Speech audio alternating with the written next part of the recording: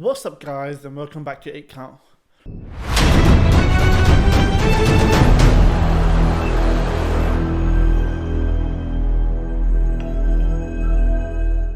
So today we'll be speaking about the whole Canelo Alvarez, Eddy Reynoso and Ryan Garcia trainer split situation, and implementing that would be obviously our very own Andy Ruiz Jr.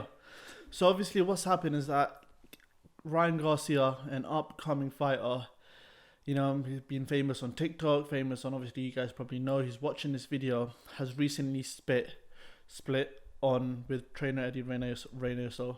Obviously before, when this sort of link came together, this sort of partnership came together, before it's going to be a really good sort of matchup for Ryan Garcia. However, he's recently split and he's came out with such comments such as obviously saying that Eddy Reynoso never had this time for him, and like how he only turns up to fight. Obviously I'm paraphrasing here, but only turns up to fights like 2-3 days before a fight, and he hadn't seen him, there's no sort of contact, some sort of communication, what seems like, there's a lot of miscommunication happening here.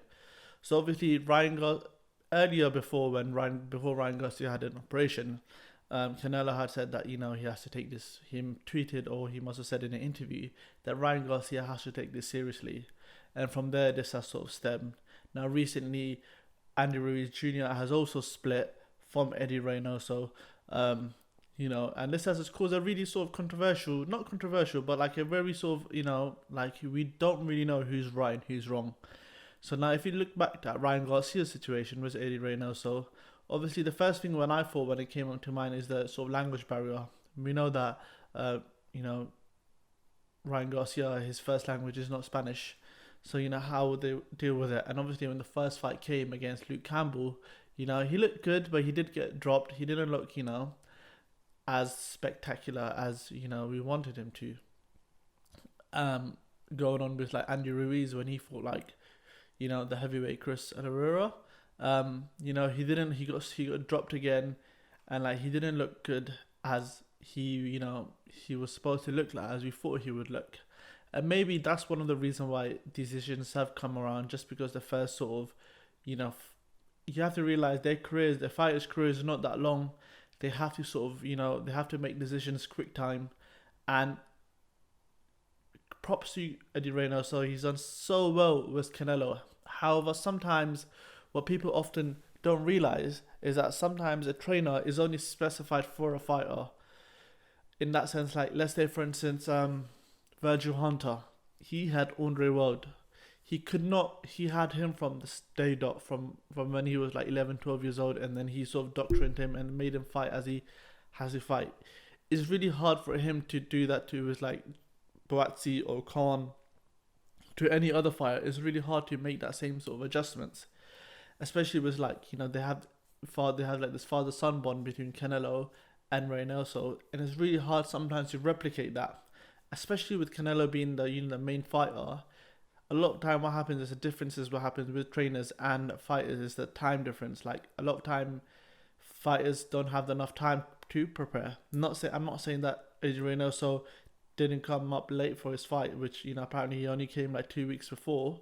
However, this fight is in the past. We have had this comment several times before with for instance Adam Booth not turning up on training, or Robert Garcia. We've had these allegations flying out all the time, with Freddie Roach, Hall of Fame trainer.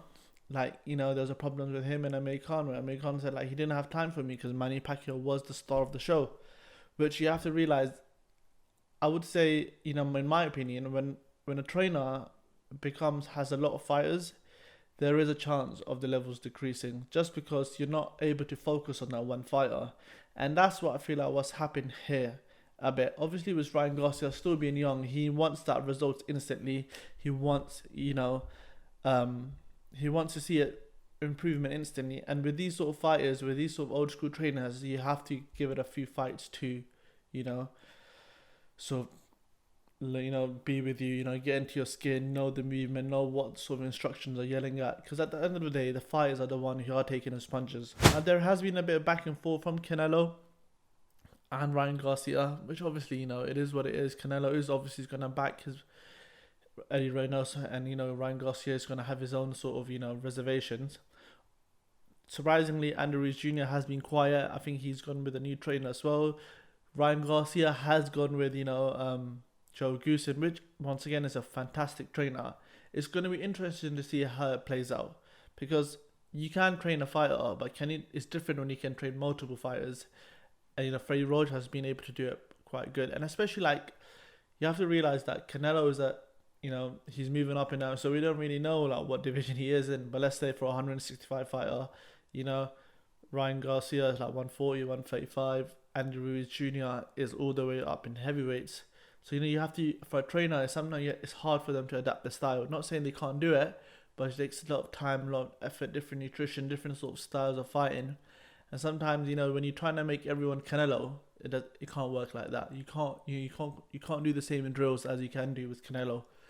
So it's one of those things. It'll be interesting to see how the fight plans out. Another important point that I'd have to not saying this is an influence, but obviously Ryan Garcia is still with Golden Boy Promotions. Now, as you know, if people who are watching this know about Canelo, him and Golden Boy Promotion, Oscar De La Hoya, have had quite a rift, and they're not together. So maybe that might be an influence to change trainers. It depends how we see it. But obviously, I would say right now, Ryan Garcia has gone to Joe Goosen, which is he hasn't sort of went down. He's sort of stayed at the same level. He's gone probably with a more experienced trainer, and it'll be interesting to see how that fight plays out. Obviously, Andy Ruiz Jr., he's still trying to make a point. He might be fighting anytime soon. Hopefully, we get an announcement for him, because we want to see him as well in the ring. But what's your thoughts on this whole sort of triangle of Eddie Reynoso, Ryan Garcia, and Andy Ruiz Jr. splitting from their trainers? Let me know in the comment sections. If you like this video, please like and subscribe.